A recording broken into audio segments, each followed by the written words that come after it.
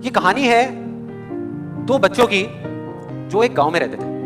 उनमें से एक 6 साल का था और एक 10 साल का। दोनों बहुत अच्छे दोस्त थे, बिल्कुल शोले के जय और वीरू जैसे। दोनों हमेशा साथ साथ रहते, साथ साथ खेलते, साथ साथ खाते पीते, साथ साथ नहाते धोते। नहीं धोते नहीं, ये थोड़ा ज्यादा हो गया। तो एक दिन वो दोनों गांव से थोड़ा दूर निकल गए और खेलते। उनमें से जो बड़ा बच्चा था 10 साल वाला, वो एक कुएं में गिर गया और जोर जोर से चीखने चिल्लाने लग गया क्योंकि उसको तैरना नहीं आता था।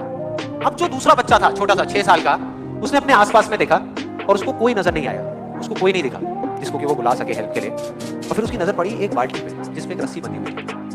उसने करके कुएं में फेंक दिया और अपने दोस्त को बोला कि पकड़ ले इसको। उसके दोस्त ने पकड़ा और वो अपनी पूरी ताकत लगा करके पागलों की तरह उसको खींचता रहा अपनी पूरी जान लगा दी उसने। छोटे से बच्चे थे 6 साल के, और 10 साल के बच्चे ने उस बाल्टी को पकड़ा हुआ था। खींचता रहा और तब तक नहीं रुका जब तक उसने अपने दोस्त को बचा लिया, जब तक वो बाहर। अब यहां तक तो ठीक था, यहां तक तो ये कहानी समझ आती है। लेकिन हुआ क्या कि जैसे ही ये दो बच्चे जब दोनों एक हो गए, जब बाहर आए और आकर के गले मिल रहे, रो रहे और खुश हो रहे, एक तरफ से उनको डर भी लग रहा था। डर था कि अब गांव जाएंगे तो बहुत पिटाई होगी जब उनको बताएंगे कि ऐसे हम कुएं में गिर गए और ये सब चीजें हुई। लेकिन मजे की बात ऐसा कुछ भी नहीं। वो जब गांव गए और जा करके उन्होंने अपने घर वालों को बताया, बाकी गांव वालों को बताया, तो किसी ने विश्वास नहीं किया, पूरे गांव वालों ने। और वो अपनी जगह बिल्कुल ठीक थे क्योंकि उस बच्चे में इतनी ताकत भी नहीं थी कि वो बाल्टी पानी से भरी हुई वो उठा सके। तो इतने बड़े बच्चे को इतनी ऊपर खींचना तो बहुत दूर की बात है। लेकिन एक आदमी था उस गांव में, उसने विश्वास कर लिया।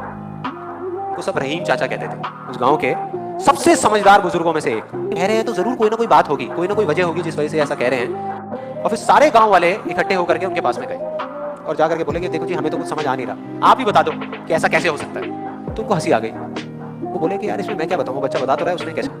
बाल्टी को उठा करके कुएं में फेंका, उसके दोस्त ने बाल्टी को पकड़ा, उसने रस्सी को खींचा और अपने दोस्त को बचा लिया। तो आपको पता तो है उसने कैसे किया, बच्चा बता तो रहा है, इसमें मैं क्या बताऊं। सारे गाँव वाले उनकी शक्ल देख रहे। फिर कुछ देर बाद वो बोले कि सवाल ये नहीं है कि वो छोटा सा बच्चा ये कैसे कर पाया, सवाल ये है कि वो ये क्यों कर पाया, कि उसके अंदर इतनी ताकत कहां से आई। और बोले इसका सिर्फ एक जवाब है, सिर्फ एक,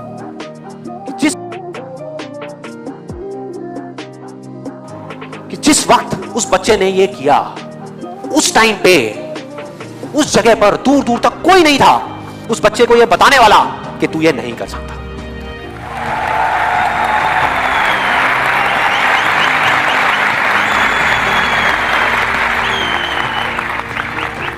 कोई नहीं था, कोई नहीं, यहां तक कि वो खुद भी नहीं, वो खुद भी नहीं।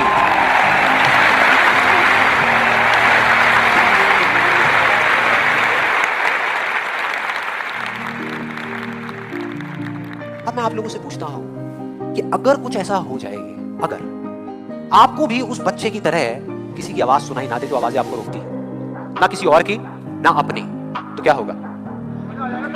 मजा आ जाएगा। राइट, उस बच्चे की तरह आपको भी कोई नहीं रोक पाएगा। You'll be unstoppable। आप में से कितने लोगों ने कहावत सुनी है कि किसी पे जुल्म करना पाप है लेकिन जुल्म सहना उससे भी बड़ा पाप है? कितने लोगों ने सुनी है? ऑलमोस्ट सबने सुनी है। बिल्कुल इसी तरह से कोई इंसान अगर जिंदगी में कुछ करना चाहता है ना, या कुछ बनना चाहता है, तो उसको जा करके ये बोलना कि तू ये नहीं कर सकता, उसकी हिम्मत को तोड़ना, उसकी उम्मीद को तोड़ना एक बहुत बड़ा पाप है। क्योंकि कई बार कुछ लोगों के पास में सिर्फ एक उम्मीद होती है और कुछ भी नहीं। लेकिन वहीं दूसरी तरफ किसी को इतना हक देना कि वो आ करके आपके सामने खड़ा हो जाए और आपको कुछ भी बोलता रहे, आपकी उम्मीद को तोड़ दे, आपकी हिम्मत को तोड़ दे, और आप चुपचाप खड़े खड़े उसको देखते रहो, कुछ भी ना कहो, कुछ भी ना करो, ये उससे भी बड़ा पाप है।